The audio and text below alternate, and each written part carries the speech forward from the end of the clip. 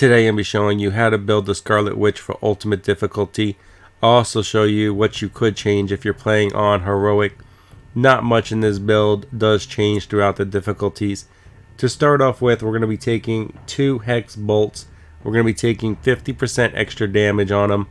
The reason for this is, yes, the chain does hurt a lot when we get it up to chain 5, but initially the card is fairly weak.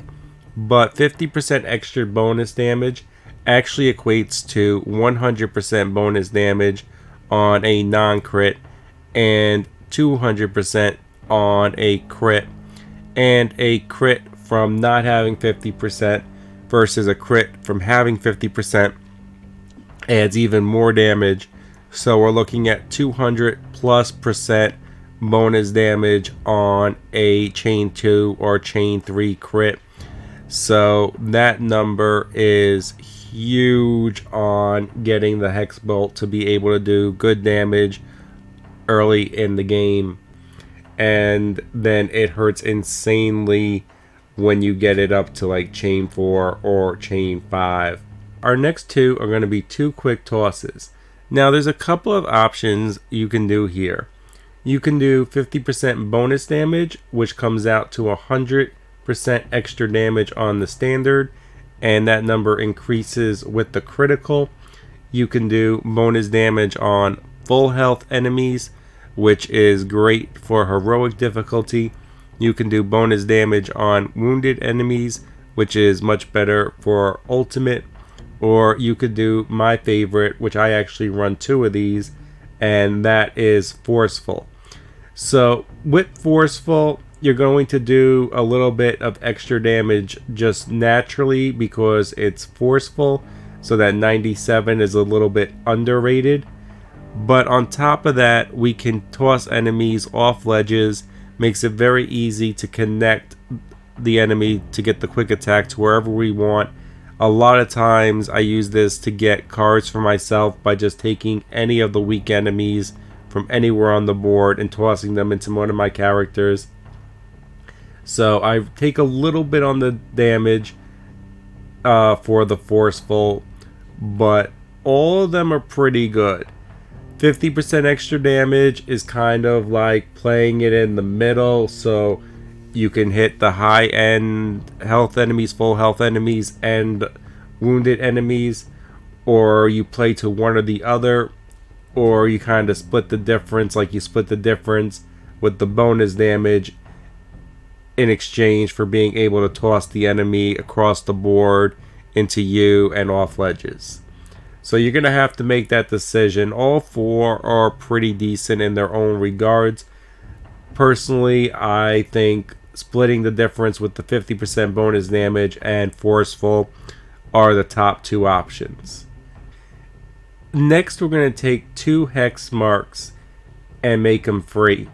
Apply 3 marked to each enemy in an area. 3 marked is huge, and for a free move, this makes clearing out enemies very easy, especially when we can do attacks that only kill one of the marked enemies and then also target other enemies that we're trying to kill as well.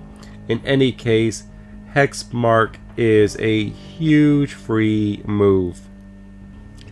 Next up, we're going to be taking Unleashed and making it free, increasing the size of our hex mark and our chaos reigns. Now, I only recently started using this card. For the longest, I was using 2 chaos reigns, and that was fine. Using 2 chaos reigns, it sometimes, unless you got good heroism gain, you'll get 2 of them at once, or it is an expensive move for the character with not having any heroism gain in it. You're going to have to rely on other characters. And Unleashed really helps out with the hex mark, and it helps out with the chaos reigns when you want to use that, allowing you to target more enemies. Generally, without Unleashed, the most you'll ever get on chaos reigns is like 4 enemies at once. It's rare that you get more than 3 or 4 enemies. But with Unleashed, you can a lot of times get half a dozen enemies. So I started really liking Unleashed. And obviously, we're going to be taking Chaos Reigns last and making that free. Now, I also want to get into two cards that you might be wondering why they didn't make the cut. Chaos Field would be an excellent card if it wasn't for one problem. You can't add moves and have them carry over to the next round. If moves carried over to the next round, then yeah, you could get the card. You could add moves somewhere in, like a +2 move, and have that card work for you. Another reason is because you only get one move, and generally you want to use a shove in each round.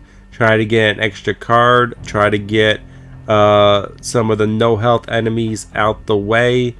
If you could carry over moves, it would have some potential. But the way that they did the moves, Chaos Field just sucks. Lastly, for heroic, and if you're on story mode, you could remove one quick toss and put in her legendary No More.